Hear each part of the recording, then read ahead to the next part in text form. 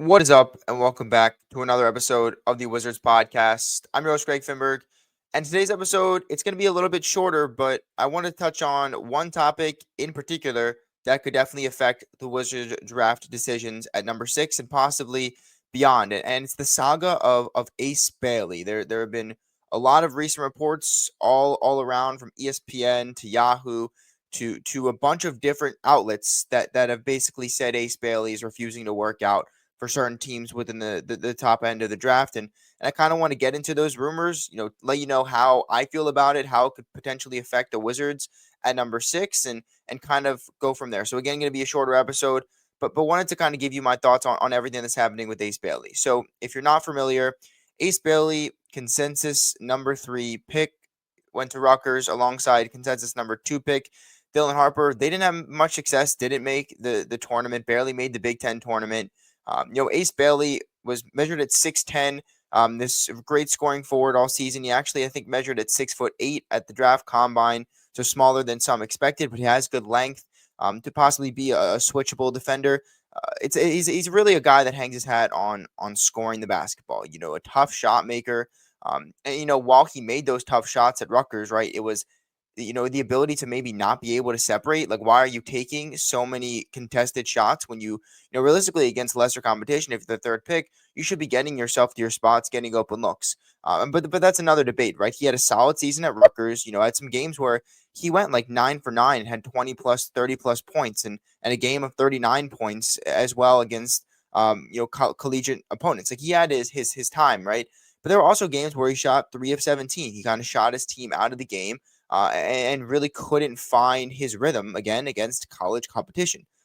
So there are some, definite intriguing, prospects to his game, and there are some downsides and some doubters as well, and those are warranted.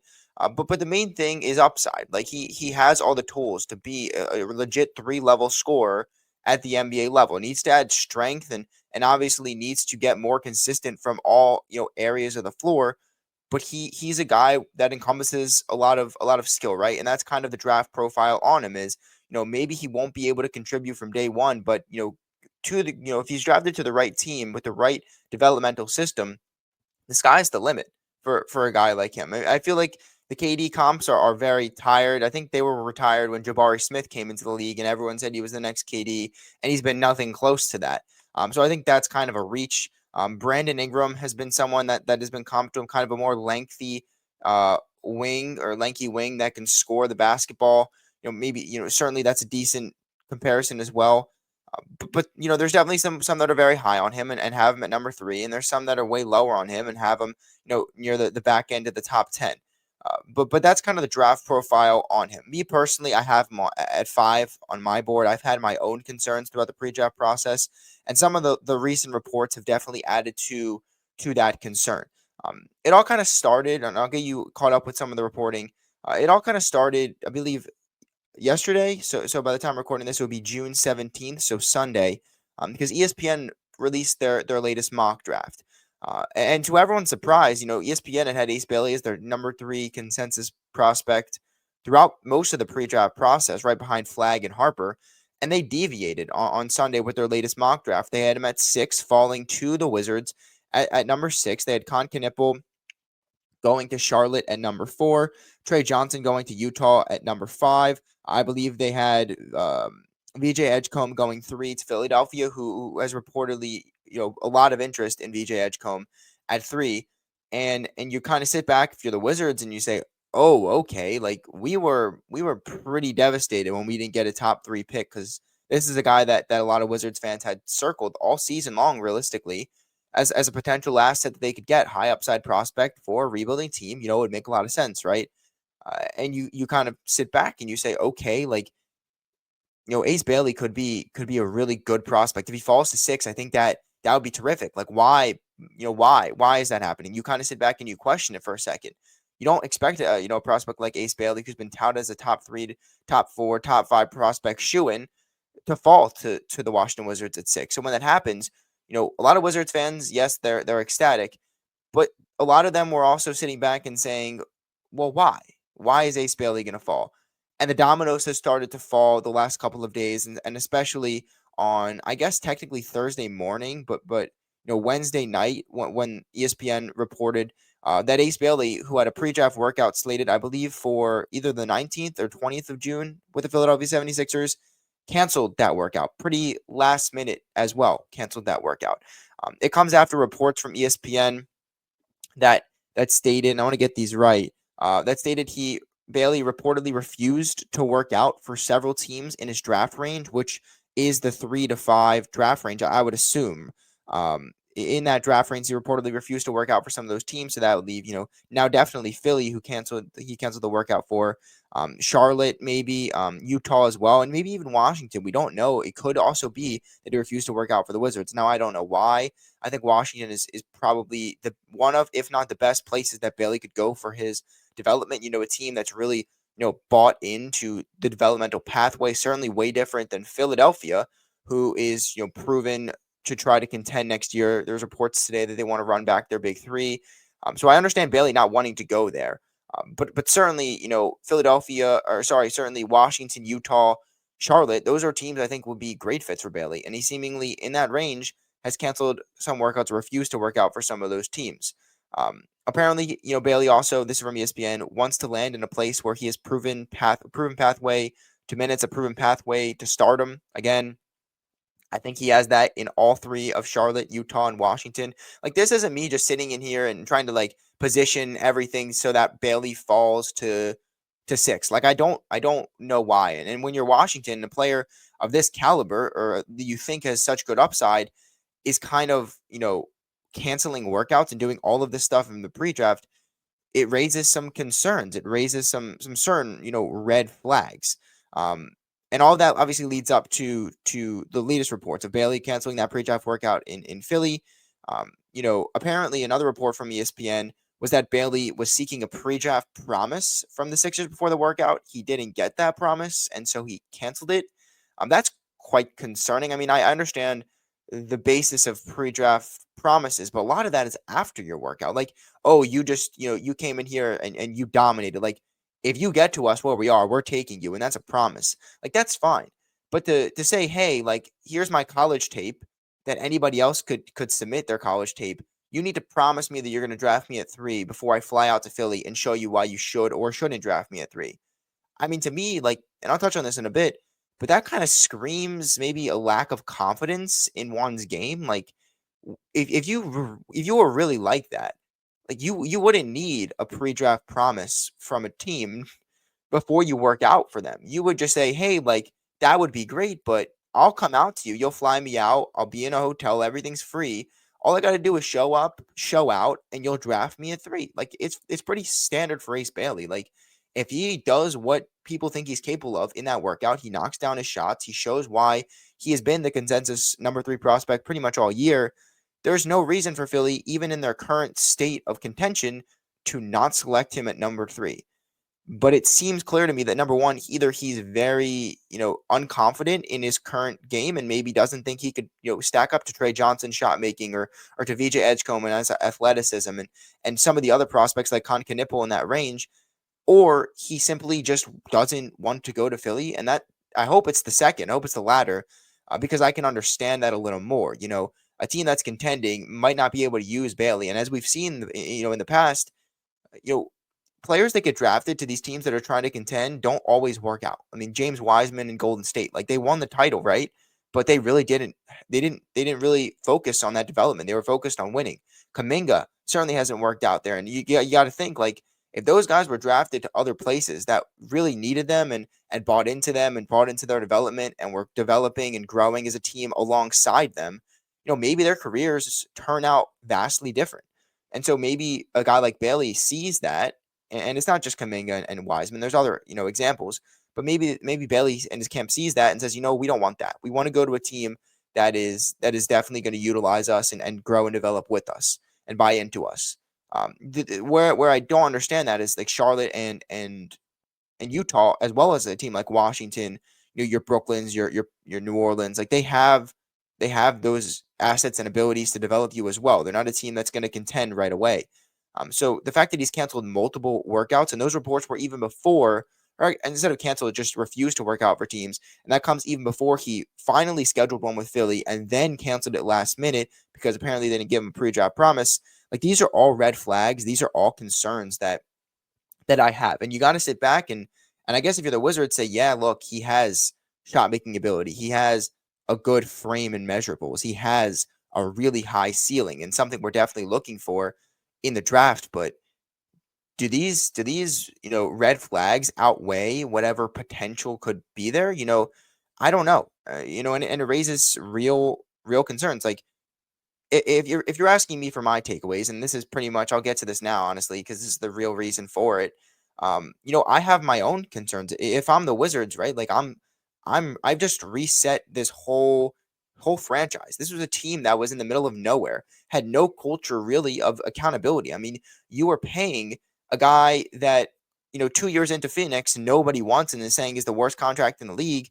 You're paying him top dollar with a no trade clause to go 35-47 every year and not even sniff the play-in tournament or the playoffs or real contention.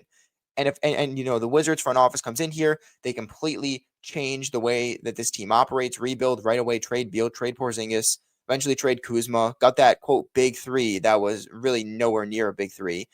And time and time again, they've stressed the rebuild, they've stressed development and taking time and building things the right way. They've stretched a culture of accountability and development and trying to build this, I guess, like the way OKC has, a development pathway, but building a culture of work ethic and buy-in and want to and togetherness and team and all that stuff that you want in a winning culture and a winning environment.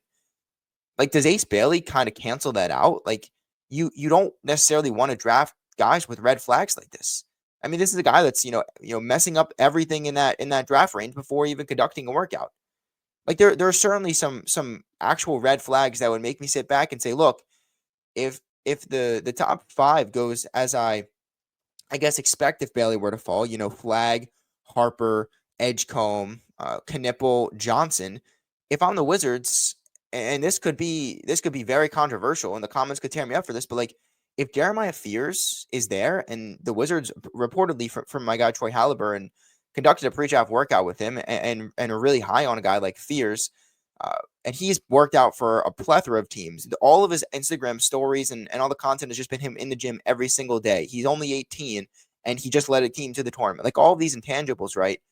And the Wizards really like him versus a guy like Ace Bailey that has yet to work out for the Wizards. And by all indications, I don't know why I should expect him to work out for the Wizards. There's a week before the draft.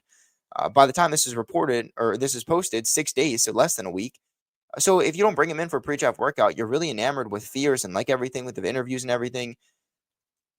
Like, why would you draft Bailey? Like, it would really just be for the big swing upside, and you realistically like that because there's so many red flags there already in this pre-draft process, and to where as much as he could pop as a prospect, how high his ceiling could be.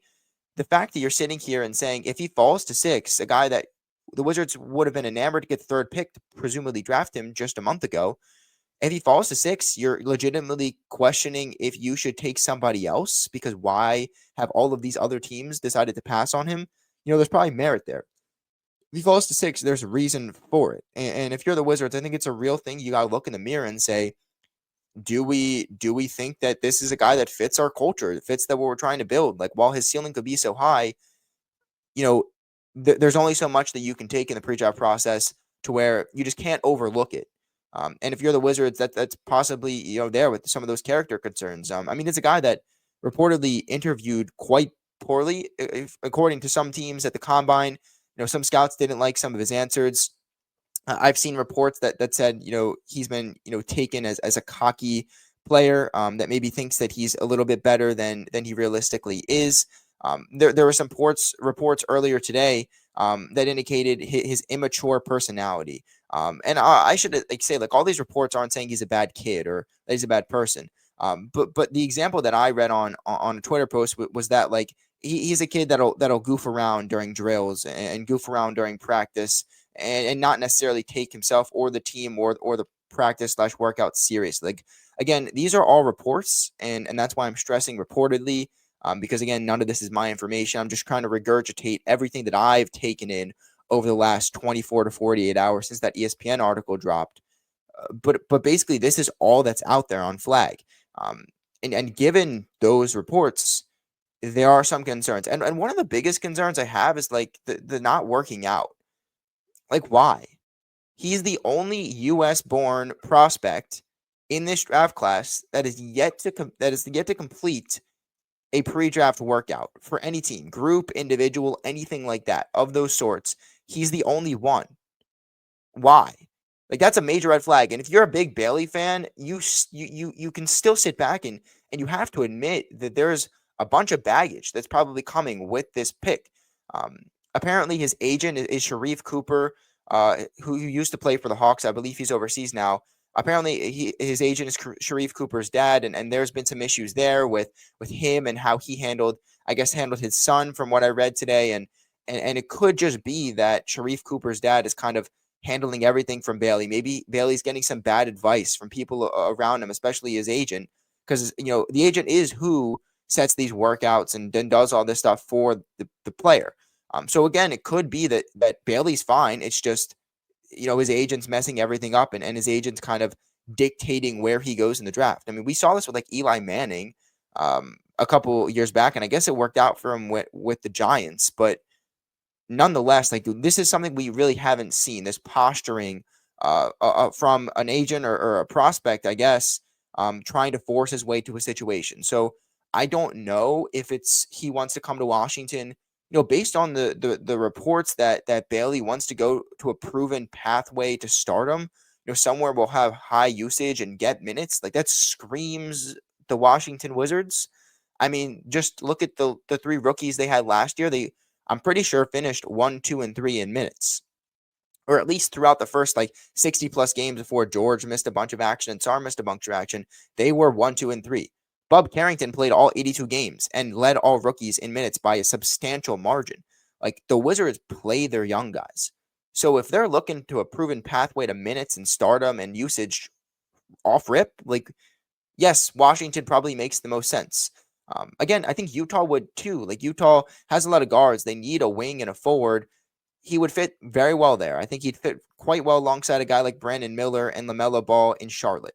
So again, like, while he would fit well in Washington, and I'd welcome, the fact that he falls there and the Wizards even have a chance to draft him, I don't know why he wouldn't want to play in Charlotte or Utah. But I keep coming back to the reports that he's reportedly refused to work out for a couple teams in his draft range. To me, before Sunday, his draft range was anywhere from 3 to 5. I'd be shocked if he fell to 6. So that indicates to me that before even refusing or canceling that workout for Philly, he probably refused to work out for one of Charlotte or Utah, and possibly both. So again, there's all this reporting going on, and I just felt the need to kind of give my thoughts on the whole situation. Basically, where I'm at, to reiterate and recoup the whole episode. Uh, I'd be pretty ecstatic if a guy of his caliber were to fall to 6. But again, when that happens and that slide happens, you have to sit back and say, yes, I'm excited for it. He has really good upside.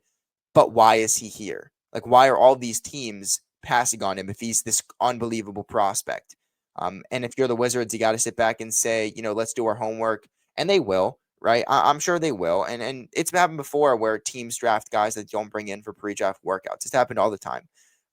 But if you're the Wizards, you at least got to sit back and say, there are all of these red flags. Let's sift through them. And if the Wizards do that, which I know they will, and they come back to, you know what, he's just too good of a prospect to pass on. We think that we'll be able to get into our system, into our culture, and get everything right. We just can't pass on him. That fine by me. I mean, this is a guy that I have 5 on my board. If you get him at 6, that's good value, great value, honestly, considering most people have him as their 3rd best prospect. So maybe it's a can't miss opportunity. But again, if you heard all the reporting today, and I hopefully, I kind of summarized it in a few minutes, it's definitely worth taking a step back and reevaluating how high you have Bailey, and if you would be willing to take someone over him if he falls to 6. If I had to guess now, like, if he falls to 6, I'd be shocked if the Wizards don't draft him based on their patterns of draft history, liking these, wings that have size and defensive versatility possibly, and can certainly score the ball. This is a Wizards team that needs scoring and needs offense. So I think they would be enamored. Apparently, the Wizards front office likes what they see from Bailey, according to reports. Hasn't had an official workout, and I doubt the Wizards would reveal that. They haven't revealed anything with workouts, realistically. But it's definitely a situation to monitor now if you're a Wizard fan. Like, if you asked me 3 days ago, I would say it's not worth looking into really in the slightest. But with all this reporting, I felt the need to just unpack it a little bit. So hopefully this was a helpful episode to kind of get you up to date on Bailey. Like, I would still be pretty surprised if he were available at 6. I think a team like Utah would snag him up in a heartbeat if he falls to 5. But with that being said, like, it's definitely something to monitor. So I'm going to wrap up the episode there, kind of a shorter one, but hopefully you guys enjoyed. Let me know your thoughts in the comments. Like, if Bailey falls to 6, are you jumping to the bit? Are you sending in that draft card as quick as you can to draft him, or are you considering picks elsewhere because you are just a little too taken aback by some of the reporting, some of the apparent red flags in the pre-draft process? Let me know in the comments below.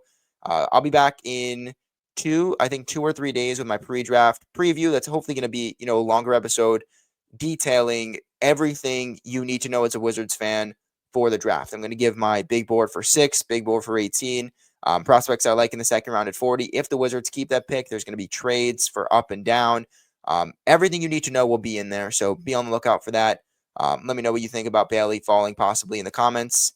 That's going to do it for this episode. Thank you guys for all the support, obviously, and thank you for listening as always. Go Wiz.